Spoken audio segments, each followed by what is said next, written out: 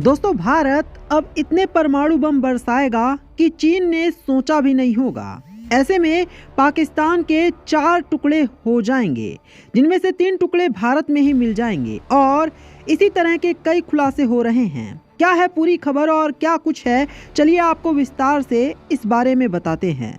दोस्तों, इस वक्त पाकिस्तान के पास 165 न्यूक्लियर वेपन हैं। चाइना के पास है 350 और अमेरिका के पास है 5428, तो वहीं रूस के पास है 5977 परमाणु बम। लेकिन अब हालात बदल गए हैं और ये बात भी तय है कि अब भारत का दुश्मन भी बदल चुका है। भारत की प्रायोरिटी लिस्ट में अब पाकिस्तान नहीं बल्कि चाइना है और चाइना के पास जो परमाणु हथियारों की संख्या है 350, उसके मुकाबले भारत के पास सिर्फ 160 है।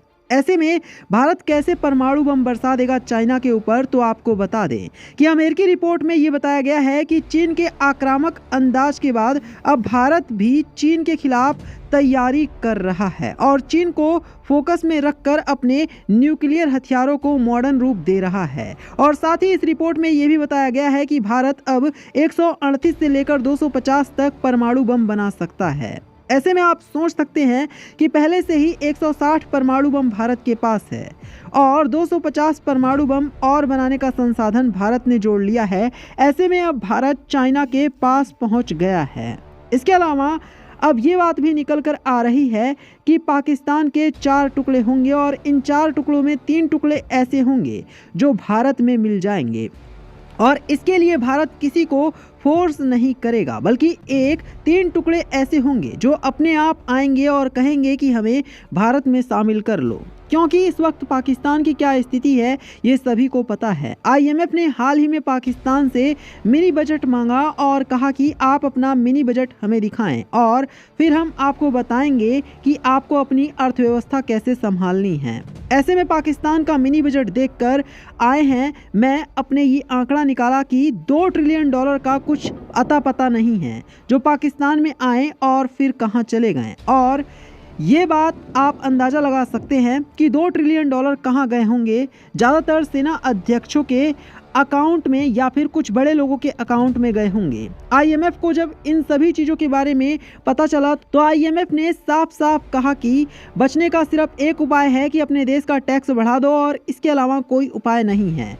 ऐसे में आप सोचिए कि अगर पाकिस्तान टैक्स बढ़ा रहा है तो इसका मतलब है कि IMF को जब इन सभी चीज़ों के बारे में पता चला तो IMF ने साफ साफ कहा कि बचने का सिर्फ एक उपाय है कि अपने देश का टैक्स बढ़ा दो और इसके अलावा कोई उपाय नहीं है। ऐसे में आप सोचिए कि अगर पाकिस्तान टैक्स बढ़ा रहा है तो इसका मतलब है कि वो अपने ही देश में दंगे और गृह युद्ध की तैयारी करवा रहा है। लेकिन देखा जाए तो उसके पास और कोई चारा भी नहीं है। पाकिस्तान इस वक्त बार बार अमेरिका के पैर पकड़ रहा है कि IMF से उसे लोन दिलवा दे, लेकिन अब अमेरिका भी इस समय पाकिस्तान का साथ नहीं दे रहा है और जो पाकिस्तान को $9 ट्रिलियन मदद मिलने की बात हुई थी उसका भी अभी कुछ अता पता नहीं है। और इस बारे में S जयशंकर ने भी अपने एक बयान में कहा था कि वेस्टर्न कंट्रीज पर भरोसा नहीं किया जा सकता क्योंकि वो मदद देने का वादा तो कर देते हैं लेकिन असल में वो मदद नहीं करते हैं। और ऐसा ही कुछ पाकिस्तान के साथ भी हुआ है कि उसे मदद का वादा तो मिला लेकिन कहीं से मदद नहीं मिली। और जहां तक पाकिस्तान के 4 टुकड़ों में टूटने की बात है वो तो साफ साफ दिख रहा है कि टूटेगा ही। सिंध, पंजाब, बलूचिस्तान, खैबर पख्तूनख्वा, इनमें से 3 यानी कि बलूचिस्तान, सिंध और पंजाब को लेकर ये कहा जा रहा है कि ये खुद भारत में शामिल हो जाएंगे, तो वहीं खैबर पख्तूनख्वा मिल जाएगा अफगानिस्तान को। तो दोस्तों, ऐसे में इस खबर के बारे में आपकी क्या राय है हमें कमेंट करके जरूर बताना। साथ ही वीडियो को लाइक करके शेयर करना और चैनल को सब्सक्राइब करना।